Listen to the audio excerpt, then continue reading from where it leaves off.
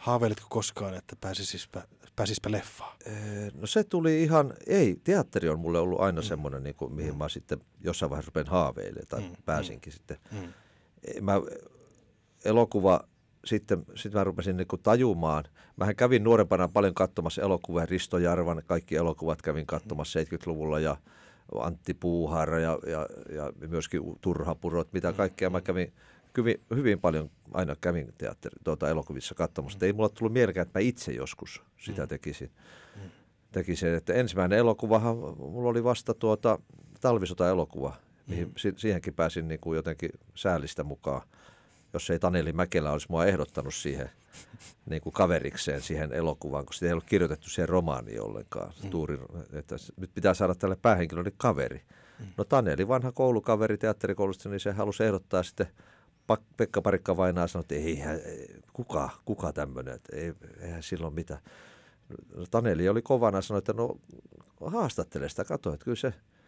Sitten mä muistan, mä menin Pekka Parikan luokse ja sanoin, että joo, että hän on nähnyt sut. Mä olin siihen aikaan semmoisessa todella huonossa hyvän tekeväisyysohjelma kuin Huuda pois, missä mä esitin erilaisia hahmoja, mikä ei todellakaan ollut minun. En taida muistaa. Enkä minäkään halua muistaa, mutta se oli nähnyt sen, ja se oli ainoa, mitä se oli nähnyt. Sanoi, että hän ei ole hirveän vakuuttunut. Se on suora, että hän ei ole hirveän vakuuttunut, mutta tule nyt mukaan. Ja sovitaan tämmöinen homma, että se oli myös kuullut sen, että mulla on tapana vähän niin kuin sieltä sivuroolista yrittää pinnistellä sinne eturampia ja kerätä huomiota, niin se oli sanonut, että sulle tulee se aika sitten tässä elokuvassa, milloin on se sun hetki.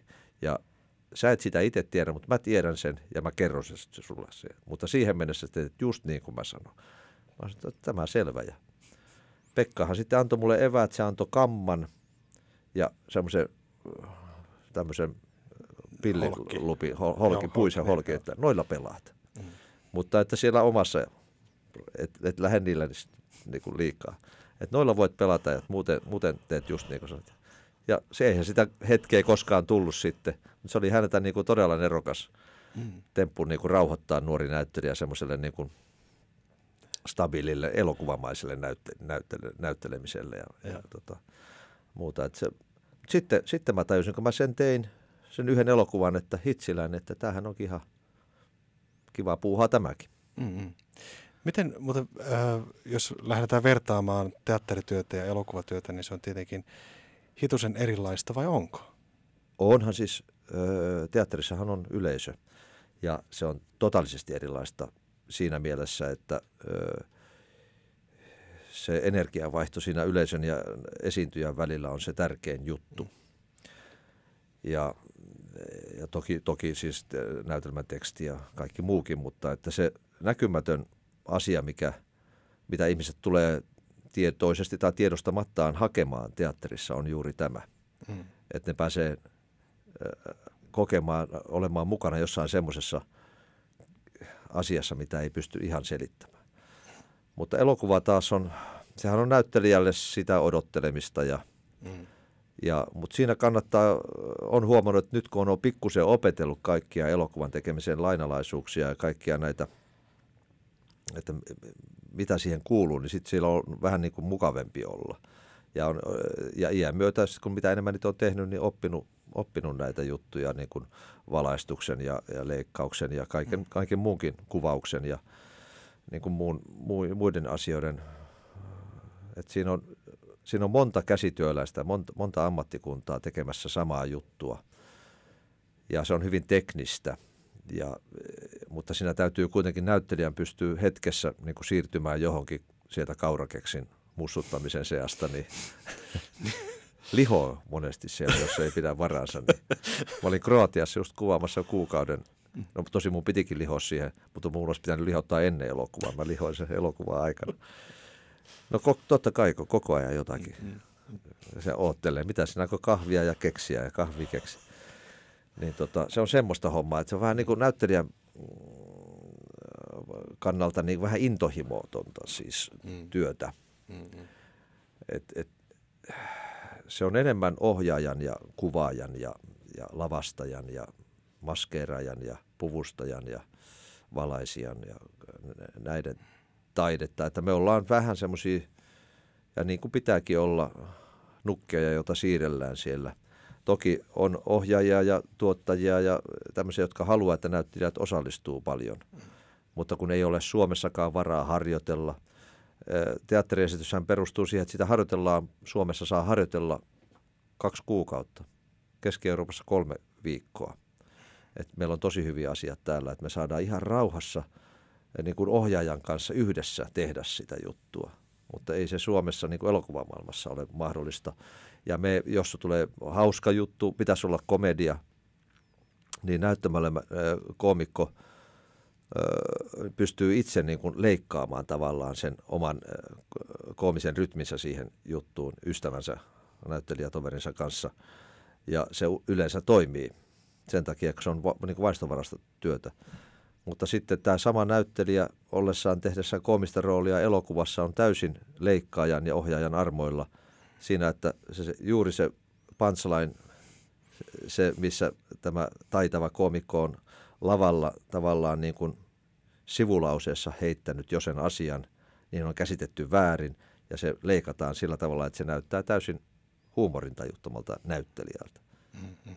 Niin semmoinen vaara on aina olemassa, koska se ei ole sitten näyttelijän käsissä enää se loppu, koska leikkauspöydällä ne jutut tehdään. Mm-hmm.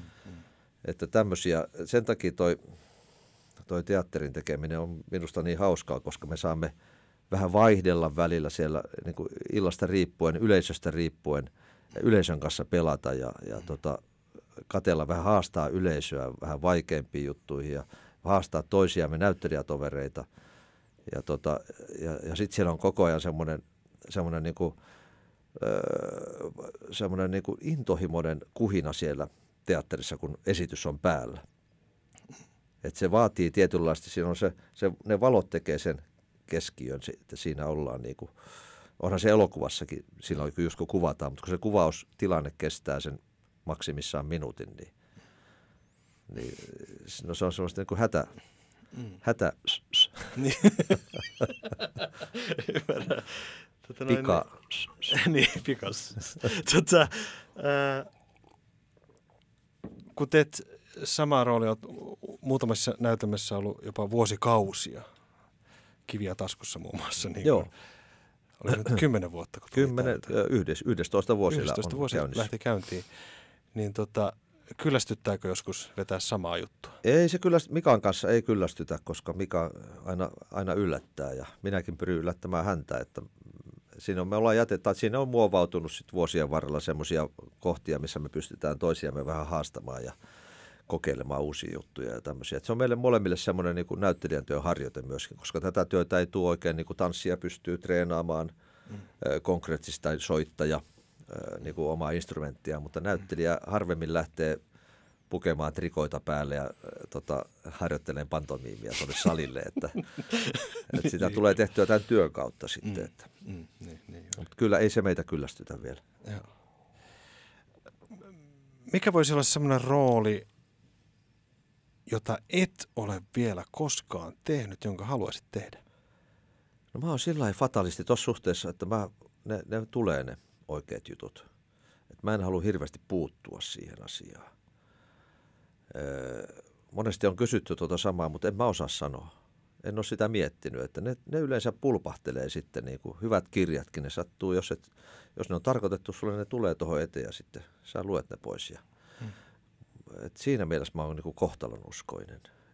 Onko se tavallaan myöskin, kun sä oot esittänyt hirveän monen tyyppisiä rooleja, siis sama mies esittää Sibeliusta ja Lennart Lindbergia ja Irvini vielä siihen sivuun, johtuuko se tavallaan sun siitä ajattelumallista, että sä tartut siihen tilanteeseen? No varmasti se johtuu osaltaan ohjaajien, tuottajien käsityksestä minusta ja minun tyypistä niin kuin näyttämöllä. Että mä oon tehnyt aika paljon niin kuin hyvinkin erilaisia juttuja saanut tehdä koomisista traagisiin hahmoihin ja siltä väliltä. Et kyllä mä saan olla ihan kiitollinen siihen kirjoon, mitä mulle on tarjottu, että joissakin päin maailmaa niin sä teet sitä yhtä ja samaa, todellakin yhtä ja samaa hahmoa sitten lopun ikäsi. Mutta sekin saattaa olla hienoa jossain japanilaisessa teatterikulttuurissa, niin yksi henkilö saattaa esittää sitä 20 vuotta ja sitten 30 vuosi menee toiseen suuntaan. Mä oon nähnyt semmoisen 80 ukon esittämään sitä samaa prinssiä siinä. Sillä vähän kädet tärisi.